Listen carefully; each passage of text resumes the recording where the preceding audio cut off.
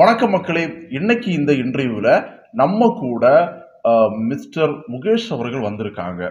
இன்னைக்கு அவர் கூட நம்ம என்ன பேச போறோம்னா, எதை பத்தி பேச போறோம்னா, இந்தியன் 2 படத்தை பற்றி அவருடைய கருத்துக்களை நம்ம இந்த வீடியோல இன்டர்வியூல பேச போறோம். ஏன்னா அவர் இந்தியன் 2 படத்தை பற்றி நிறைய வீடியோஸ் அவருடைய சேனல்ல அப்லோட் பண்ணியிருக்காரு. இன்னைக்கு நம்ம அதை பத்தி அவர் கூட பேச போறோம். வணக்கம் முகேஷ், எப்படி இருக்கீங்க?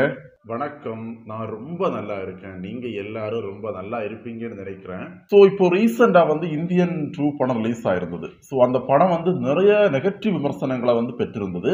நம்ம எல்லாருக்குமே தெரியும். இன்னைக்கு நீங்க சோசியல் மீடியாவை ஓபன் பண்ணி பார்த்தாலே நிறைய பேர் இந்தியன் 2 படத்தை நெகட்டிவா பேசிட்டு இருக்காங்க. ஸோ அதை பத்தி நீங்க என்ன நினைக்கிறீங்க? உங்க கருத்து என்னது? இன்னைக்கு சோசியல் மீடியா அப்படின்னு சொல்லும்போது ஒரு படம் ரிலீஸ் ஆகுதுன்னா அந்த படம் ரிலீஸ் ஆகிறதுக்கு முன்னாடி அந்த படத்தை பற்றி நிறைய இமேஜினேஷன் பண்ணி வச்சிருப்பாங்க. ஸோ இந்தியன் 2 படம் ரிலீஸ் ஆகுதுன்னு சொல்லும்போது எல்லாருக்குமே ஒரு எதிர்பார்ப்பு கண்டிப்பாக இருந்திருக்கும். ஏன்னா அது ஒரு நார்மல் படம் கிடையாது. இந்தியன் 1ங்கிறது ஒரு சூப்பரான ஹிட் மூவி. ஸோ அதோடைய செகண்ட் பார்ட் வருதுன்னு சொல்லும்போது கண்டிப்பாக எல்லாருக்குமே எதிர்பார்ப்பு அதிகமாக தான் இருக்கும். நம்ம சந்திரமுகி ஒன்றா இருக்கட்டும், நம்முடைய சண்டைக்கோழி ஒன்றா இருக்கட்டும், சிங்கம் ஒன்றா இருக்கட்டும், சாமி ஒன்றா இருக்கட்டும், இந்த படங்கள் எல்லாம் ஹிட் கொடுத்துட்டு இதோடைய செகண்ட் பார்ட் வருதுன்னு சொல்லும்போது கண்டிப்பாக மக்கள் ரொம்ப எதிர்பார்ப்போடு தான் இருப்பாங்க. ஸோ அதே எதிர்பார்ப்பு தான் இந்தியன் 2 படத்துக்கும் இருந்தது. ஆனால் அந்த படம் ரிலீஸ் ஆகி இன்னைக்கு இந்த அளவுக்கு ஒரு நெகட்டிவ் கமெண்ட் வரும்னு சொல்லிட்டு யாருமே எதிர்பார்த்துருக்க மாட்டாங்க.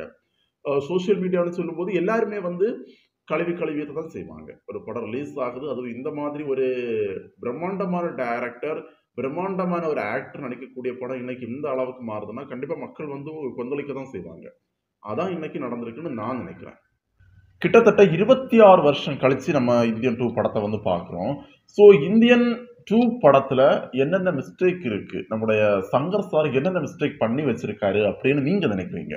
இந்தியன் 2 படத்துல என்ன மிஸ்டேக்னா, இந்தியன் 2 படம் எடுத்ததே மிஸ்டேக் தான். தேவையே இல்லை. நம்ம இந்தியன் 2 படம் கேட்கல, அவர்கிட்ட எதுவுமே கேட்கல. அவங்களா எடுத்திருக்காங்க. எதனால எடுத்தாங்கன்னு தெரியல. ஆனா இந்த காலகட்டத்துக்கு இந்த ஸ்டோரிங்கிறது செட் ஆகாது. இப்போ வேற ஏதாவது ஒரு கதையை வச்சு கொண்டு வந்திருக்கலாம். நம்ம நாட்டுல எவ்வளவோ பிரச்சனைகள் நடக்குது, அதை கொண்டு வந்திருக்கலாம். மறுபடியும் இந்த ஊழல், லஞ்சம் அப்படிங்கிறத வச்சுதான் இந்த படம் கண்டினியூ ஆகுதுன்னு சொல்லும்போது மக்கள் அதை ஏத்துக்க முடியாது. இன்னொன்னு இந்தியன் தாத்தா அப்படிங்கிற ஒரு கேரக்டர் கமல்ஹாசன் சாருக்கு எடுபடலைன்னு தான் நான் சொல்லுவேன். ஸோ ஐ மீன் இந்த படத்தை இப்படி பண்ணியிருக்கலாம். எப்படின்னா, வீரசேகர சேனாதிபதி இறந்து போயிட்டாரு, அவருடைய பையன் வரான், அல்லது வீரசேகர சேனாதிபதிக்கு பையனுக்கு பையன் ஒருத்தன் இருக்கான். ஐ மீன் இறந்து போன சந்துருடைய பையன் ஒருத்தன் இருக்கான், அவன் அந்த கேரக்டரை கொண்டு வந்திருக்கலாம். ஸோ இந்த மாதிரி கொண்டு வந்திருக்கலாம். ஆனா வீரசேகர சேனாதிபதிங்கிற அந்த தாத்தாவை கொண்டு எனக்கு சொல்லவே தெரியல. ஏன்னா அந்த படம் நீங்க பாத்தீங்கன்னா, வீரசேகர சேனாதிபதிங்கிறது ஒரு வயசானவர். அவர் இந்த படத்துல பாத்தீங்கன்னா எவ்வளவு ஒரு யங்கா இருக்காரு. எங்கெல்லாமோ போறாரு, என்னெல்லாமோ பண்றாரு, யாரெல்லாமோ கொல்றாரு, வித்தியாசமா காட்டியிருக்காங்க. பர்மக்கலை அப்படின்னு சொல்லக்கூடிய ஒன்றை கொன்னு வச்சிருக்காங்க. ஸோ எனக்கு அதை பார்க்கும்போதே அப்படி ஒரு அருவருப்பா. நான் 2 தடவை பார்த்துருந்தேன். ஏற்கனவே ஒருக்கா ஃபர்ஸ்ட் செகண்ட் ஷோ பார்த்துருந்தேன். அதுக்கப்புறம் இடையில ஒரு நாள் போய் பார்த்துருந்தேன். முடியல. அந்த அளவுக்கு ஒரு ஒரு போரிங்கான மூவியா எடுத்து வச்சிருக்காங்க. ஸோ நீங்க சொல்ற மாதிரி இந்தியன் 1 படத்தோட கண்டினியூவா தான் இந்தியன் 2 படம் வருது. அப்போ Indian 1 compare with Indian 2. So Indian 1ஐயும் இந்தியன் 2ஐயும் கம்பேர் பண்ணி பார்க்கும்போது அது எந்த மாதிரி அவுட்புட் வந்திருக்குன்னு நீங்க நினைக்கிறீங்க? சத்தியமா சொல்லி நீங்க இந்தியன் 1 படத்தோட இந்தியன் 2 படத்தை கம்பேர் பண்ணாதீங்க. ஏன்னா இந்தியன் 1 படம்ன்றது நான் ஏற்கனவே நிறைய வீடியோஸ்ல நான் பேசிட்டேன். இந்தியன் 1ங்கிறது ஒரு சூப்பரான மூவி, நல்ல ஒரு மூவி அப்படி நம்ம பேசிட்டோம். கம்பேர் பண்ணவே முடியாது. ஏன்னா இந்தியன் 1ல நம்ம கமல்ஹாசன் சாரை பார்க்கும்போது, நம்ம அந்த சேனாபதி கேரக்டரை பார்க்கும்போது நமக்கு ஒரு பயம் இருக்கும். ஆனா இந்த படத்துல பயமே கிடையாது. ஏன்னா அவர் எப்படோ நான் சொன்ன மாதிரி ஒரு 106 வயசான தாத்தா எப்படி இருக்கணுமோ அப்படி இவர் இல்லை. ரொம்ப யங்கா காட்டியிருக்காங்க. அதுக்கப்புறம் இவருடைய ஃபைட் சீன்ஸா இருக்கட்டும், டயலாக்ஸா இருக்கட்டும், ஆக்டிங்கா இருக்கட்டும், எதுவுமே எடுபடலை. யாருமே இந்த படத்துல நல்லா நடிக்கவே இல்லை. எதுவுமே செட் ஆகலை. ஃபார் எக்ஸாம்பிள் சித்தார்த்தா இருக்கட்டும், பிரியா பவானி சங்கர், ஜெகனுடைய கேரக்டர், விவேக் சாருடைய கேரக்டர், பாபி சிங்கோட கேரக்டர், எஸ்.ஏ. சூர்யா சாருடைய கேரக்டர் எதுவுமே இந்த படத்துல செட் ஆகலை. நிறைய விஷயங்கள் பார்க்கும்போது நமக்கு வந்து இதெல்லாம் உண்மையாவே நடக்குமா அப்படிங்கிற மாதிரி தோணுச்சு. ஐ மீன் அந்த வர்மக்கலையை யூஸ் பண்ணி அவர் வந்து ஒருத்தவங்கள அட்டாக் பண்ணும்போது அவங்க வித்தியாசமா ஆகும்போது பார்க்கவே நம்மளால முடிஞ்சது. அது அது உண்மையானே தெரியல. ஒருத்தர் பொண்ணா மாறுறாரு, ஒருத்தர் வந்து ஏதோ டயலாக் ஐ மீன் ஒரு டயலாக்க பேசிட்டு இருக்காரு. வாய் அசைக்கிறாங்க, 8 மணி நேரம் தூங்குவாங்க, சிரிப்பாங்க. உடம்புல இருக்கக்கூடிய எல்லா உமிழ்நீரும் போய் செத்து போயிருவாங்க. ஒருத்தர் குதிரையா ஓட்டுற மாரி குதிரையா மாறிருவாரு. தெரியல. ஸோ இந்தியன் 1 கம்பேர் பண்ணும்போது இந்தியன் 2ங்கிறது வந்து ஒரு மொக்க மூவின்னு தான் நான் சொல்லுவேன். இந்தியன் 1 அப்படிங்கிறது வந்து மியூசிக் வைஸாவும், டயலாக் வைஸாவும் சூப்பரான ஹிட் மூவி. ஆனா இந்தியன் 2 வந்து பார்த்தீங்கன்னா, எதுவுமே செட் ஆகல. மியூசிக் அண்ட் டயலாக் எதுவுமே செட் ஆகல. ஸோ என்னவா நடந்திருக்கும்னு நீங்க நினைக்கிறீங்க?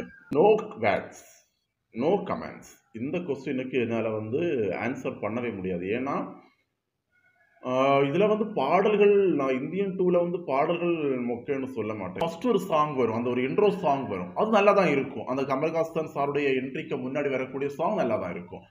ஆனா இந்த படத்துல நம்ம ஏஆர் ரகுமானை வந்து மிஸ் பண்றோம். அவ்வளவுதான் சொல்ல முடியும். ஏன்னா வந்து ஏஆர் ரகுமான் சார் வந்து இந்தியன் 1ல அவருடைய சாங்ஸ் எல்லாம் நல்லா இருக்கும். மியூசிக்ஸும் நல்லா இருக்கும். பேக்ரவுண்ட் மியூசிக்ஸும் நல்லா இருக்கும்.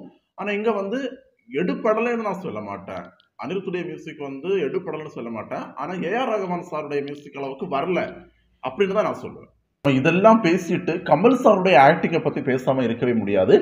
ஸோ கமல் சாருடைய ஆக்டிங் இந்த படத்துல எந்த அளவுக்கு ஒர்க் அவுட் ஆயிருக்குன்னு உங்க கருத்துக்களை ஷேர் பண்ண முடியுமா?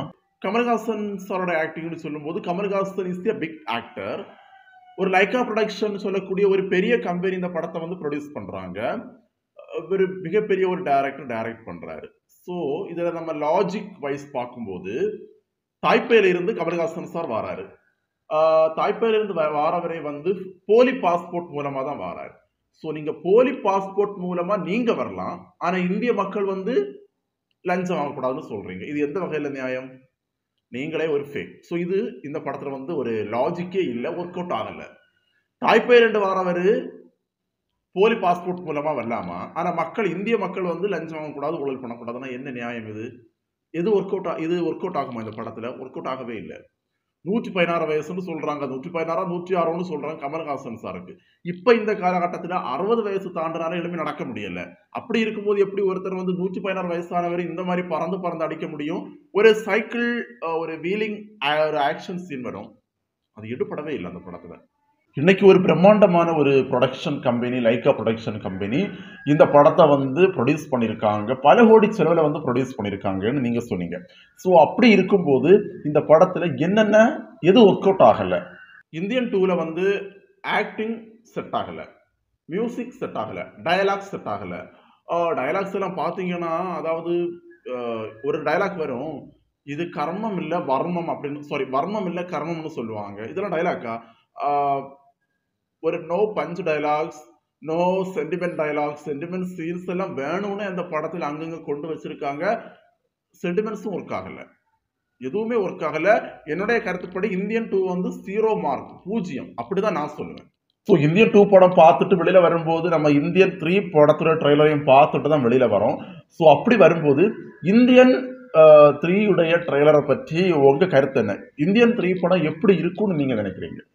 லாஜிக் வைஸ் பார்க்கும்போது அவங்க என்ன சொல்றாங்கன்னா வீரசேகரன் ஐ மீன் சேனாபதியுடைய அப்பாவா கமல்ஹாசன் சார் வராரு.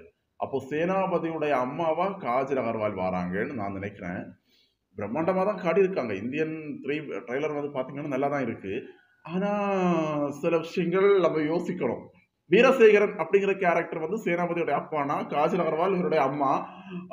இன்னொரு விஷயம் என்னன்னா, நீங்க அந்த ட்ரெய்லர் பாத்தீங்கன்னா எஸ்.ஜே. சூர்யா வந்து ஃபைனல்ல வந்து நம்முடைய கமல்ஹாசனை அட்டாக் பண்றாரு பர்மக்கலை மூலமா. ஸோ பிரம்மாண்டமா தான் இருக்கு. ஆனா நம்ம கமல்ஹாசன் சாரே சொல்லியிருந்தாரு, இந்தியன் 2 விட இந்தியன் 3 நல்லா இருக்கும்னு சொல்லியிருந்தாரு. வெயிட் பண்ணி பார்ப்போம். படம் ரிலீஸ் ஆகும்போது, இந்தியன் 3 ரிலீஸ் ஆகும்போது மறுபடியும் நம்ம பார்ப்போம்.